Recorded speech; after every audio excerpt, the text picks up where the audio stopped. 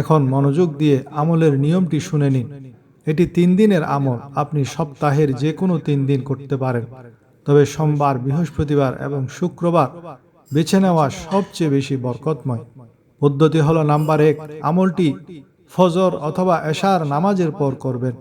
নির্জনে একা বসবেন, যেখানে বাচ্চাদের শোরগোল নেই। নাম্বার 2, অজু অবস্থায় কেবলামুখী হয়ে বসবেন, সামনে 1 গ্লাস পানি রাখবেন। নাম্বার 3, আমল চলাকালীন কারো সাথে কোনো কথা বলা যাবে না। পূর্ণ মনোযোগ থাকতে হবে আল্লাহর দিকে। বন্ধুরা, আমলের নিয়মটি বলার আগে একটি কথা খুব গভীর মনোযোগ দিয়ে শুনুন। এই যে ওজিফাটি আমি আপনাদের দিতে চাচ্ছি, এটি কেবল কতগুলো শব্দের উচ্চারণ নয়, এটি হলো আপনার রবের ভান্ডার থেকে নিয়মিত ছিনিয়ে আনার এক গোপন চাবিকাঠি। আপনি হয়তো ভাবছেন, অনেক আমল তো করলাম, কিন্তু ফল কেন পাচ্ছি না? মনে রাখবেন, আমল কবুল হওয়ার প্রধান শর্ত হলো ইয়াকিন বা অটল বিশ্বাস। এই সূরা কাউসারের আমলটি এমন এক শক্তিশালী আমল, যা করার পর আজ পর্যন্ত কেউ খালি হাতে ফিরে আসেনি। আমি গ্যারান্টি দিয়ে বলছি, যদি আপনার অন্তরে এই বিশ্বাস থাকে যে আমার আল্লাহ সব পারেন এবং তিনি আমাকে খালি হাতে ফেরাবেন না, তবে আমল শেষ করার আগেই আপনি গায়েবী সাহায্যের ইশারা দেখতে পাবেন। আপনার শূন্য পকেট টাকার গরমে ভরে উঠবে। বিছানায় পড়ে থাকা মুমূর্ষু রোগী আল্লাহর কুদরতে উঠে দাঁড়াবে, এবং যে ব্যবসায় আপনি পথে বসে গিয়েছিলেন, সে ব্যবসা আপনাকে সাফল্যের শিখরে নিয়ে যাবে। এটি কোনো সাধারণ কথা নয়, এটি কয়েক হাজার মানুষের পরীক্ষিত সত্য। আজ আপনি সেই বিশেষ সৌভাগ্যবান একজন, যার সামনে এই গোপন রহস্য উন্মোচিত হচ্ছে। তাই পূর্ণ বিশ্বাস নিয়ে আমলের প্রতিটি ধাপ লক্ষ্য করুন। ধাপসমূহ হলো, প্রথম ধাপ দুরূদ শরীফ। শুরুতে 7 বার দরুদ ইব্রাহিম। নামাজের দরুদ শরীফটি পড়বেন। দরুদ হলো আমল কবুলের চাবিকাঠি।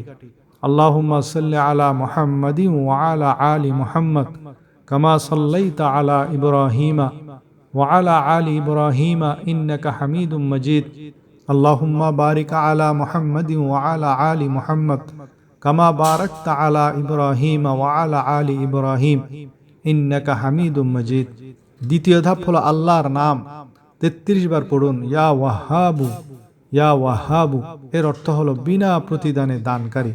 তিনি চাইলে আপনাকে অকাতরে দান করবেন। তৃতীয় ধাপ হলো আল্লাহর আরেকটি নাম 33 বার পড়ুন। ইয়া রাজ্জাকু, ইয়া রাজ্জাকু। এর বরকতে রিজিকের নতুন নতুন দরজা আপনার সামনে খুলে যাবে। চতুর্থ ধাপ সূরা কাউসার। সূরা কাউসার পড়ার আগে একবার সূরা ফাতিহা পড়বেন, এরপর 3 বার সূরা কাউসার পড়ুন। ইন্না আ'তাইনাকাল কাউসার, নিশ্চয় আমি আপনাকে কাউসার প্রভূত কল্যাণ দান করেছি। ফাসাল্লি লিরাব্বিকা ওয়ানহার, অতএব আপনি আপনার রবের উদ্দেশ্যে নামাজ পড়ুন এবং কোরবানি করুন। ইন্না শানিয়াকা হুয়াল আবতার, নিশ্চয় আপনার শত্রুই নির্বংশ। সাবধান, প্রতিবার পড়ার শুরুতে অবশ্যই বিসমিল্লাহির রহমানির রহিম পড়তে হবে। বিসমিল্লাহ ছাড়া পড়া অসম্পূর্ণ। পঞ্চম ধাপ হলো বিশেষ দোয়া। সূরা কাউসার পড়ার পর 3 বার এই শক্তিশালী দোয়াটি পাঠ করুন। লা ইলাহা ইল্লাল্লাহু সুবহানাশ শাফিল কাফি, লা ইলাহা ইল্লাল্লাহু সুবহানাশ শাফিল কাফি।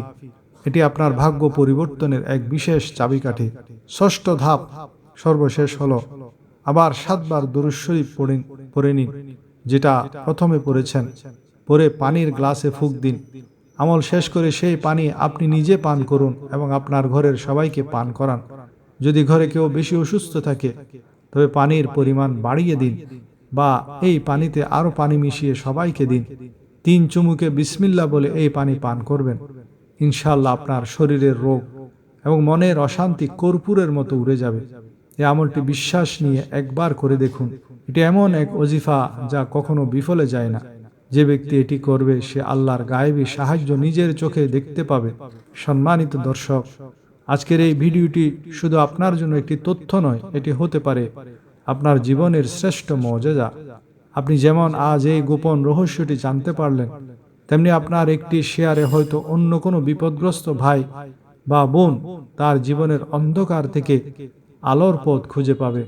একবার ভাবুন, আপনার একটি শেয়ারের কারণে যদি কোনো একটি অভাবী পরিবারের সচ্ছলতা ফিরে আসে, কিংবা কোনো অসুস্থ মানুষ সুস্থ হয়ে ওঠে, তবে সেই সওয়াবের ভাগীদার আপনিও হবেন।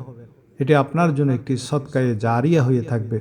তাই আল্লাহর উপর ভরসা রেখে ভিডিওতে একটি লাইক দিন এবং এখনই শেয়ার করে এই রহমতের বার্তাটি সবার কাছে পৌঁছে দিন। আর আমাদের এই বিশেষ দোয়াতে সরাসরি শামিল হতে চাইলে কমেন্টে আল্লাহর 99টি নামের মধ্যে আপনার সবচেয়ে প্রিয় নামটি লিখুন এবং সাথে আমিন লিখতে ভুলবেন না। আমি নিজে আপনাদের জন্য খাস দিলে দোয়া করব। মনে রাখবেন, আল্লাহ তাআলা সেই বান্দাকেই বেশি ভালোবাসেন যে অন্যের কল্যাণে কাজ করে। আল্লাহ আমাদের সবার এই নেক আমল কবুল করুন। আমিন। জাযাকাল্লাহু খাইরান।